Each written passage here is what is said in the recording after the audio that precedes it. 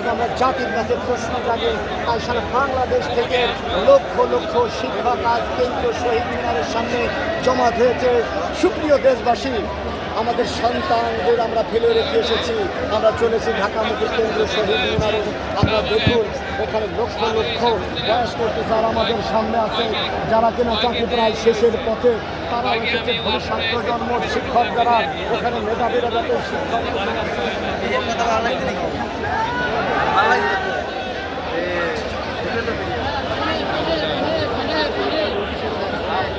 কবির ভাই, কবির ভাই,